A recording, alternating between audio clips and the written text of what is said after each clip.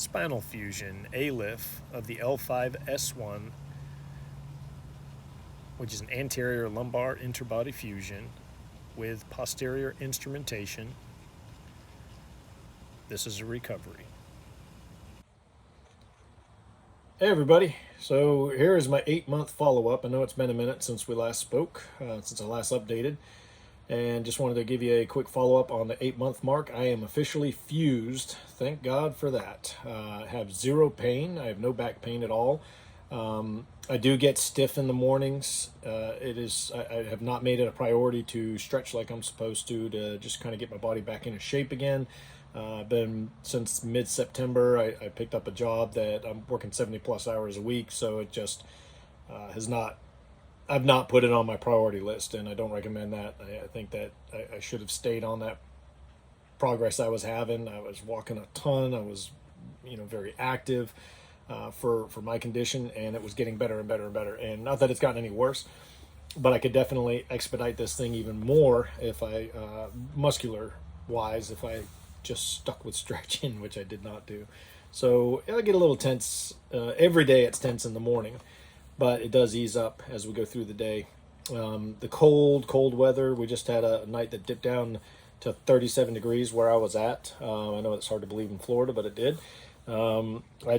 Actually the day of my appointment, which was just this past Tuesday, today is Friday, I went ahead and did a 3-day, 2-night backpacking trip out into the woods and camped primitive in a tent.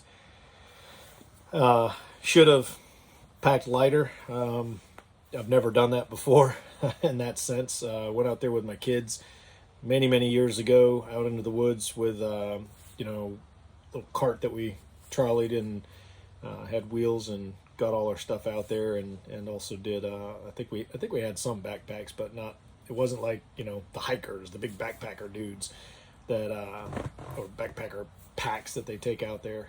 But I took one of those out, and I'll post a picture on here to give you an idea, but that thing weighed in at right at 37 pounds. And then what I did is I hiked out about 1.5 miles out into the woods, camped out that night, and I'll be honest with you, my hips were bugging me big time, but it was more so because they're not used to doing anything like that. So hiked, camped, tore down camp the next day, went to a different campsite, hiked another mile out there. But between the back and forth, I actually forgot toilet paper, so I had to go out one time from the first campsite, go into town, get some toilet paper, come back out. And then I was like, let's go to this other campsite. So I went back out again. Then we went over to the other campsite, hiked out to that. Then I thought they had water source out there, but they did not. So I had to hike back to the truck so I could fill my waters and go back out to the site. And so altogether, I did a little over 10 miles. It was like 11 point something, actually, miles in those 3-day, 2-night adventures. And it was great. I slept on it. It was an air pad. I didn't spare any expense when it came to making sure that I was comfortable out there. And to be honest with you, in the sense of tent camping, I was still glamping for a dude out of a backpack.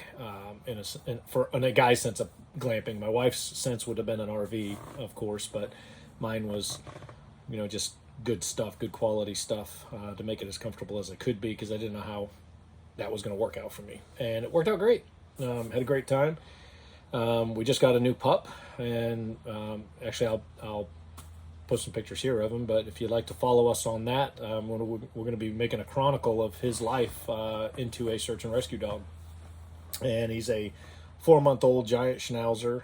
We got him from a highly respectable breeder out of California, Skansen Kennels. For all of you that are looking for a good breeder, do your research, and let me tell you, she's absolutely amazing. But I'll save all those details for another video regarding that. But look on my channel and you'll see those up coming in here pretty soon. And we'll chronicle some of that. But he went out there with me, and and that was a bit of a challenge, I'll be honest, at first. The first about half a mile, I was like, what was I thinking? I've got, almost 40 pounds of gear that I'm huffing out there, and then this dog would decide to sit in the middle of walking while I have him on the leash, and it's like dropping a he's 46 pounds, so it's like dropping a 46-pound anchor off a boat. You know, and then he's walking into my feet, causing me to stumble and trip, and I'm going down a skinny 1-lane trail out into the woods. So I say that because even tripping and stumbling, I never fell, and I felt fine. I didn't have any issues with my back. I didn't have any inabilities at all. In fact, I was quite astounded by the ability for me to get out there and really do this stuff. And it's something I would not have done 5 months ago, or absolutely not a year ago. I wouldn't even been a thought in my mind of a possibility. And this has created a lot more freedom for me, which I'm beyond happy with, and it has changed my attitude. To be honest, when I was in a lot of pain, you get grumpy, you get cranky, you don't want to deal with anything or anyone really. But it's made it much, much better, and my wife would probably attest to that. But I am so very thankful for this surgery, so very thankful for the doctors and the good care that I've received, and the fact that God himself has just answered prayers for us in this area, and I'm so thankful for that. Him above all is who gets the glory, because without that, I'd be in a lot of trouble. So that said, I'm not going to bore you with any more details. There's really not a whole lot of information I can give outside of just, stay active, get off the couch, get to doing stuff. Don't make yourself sit at home, feel sorry for yourself, and not being able to do things. You'll just regret it later. You'll have a longer, harder recovery. And these aren't things that I just say. These are true facts of really any injuries. Of course, you got to use your smarts. Certain things you're not going to do. I'm not going to go out there and jump on a squat rack and try to hammer out 450 pounds on a squat rack and break my back.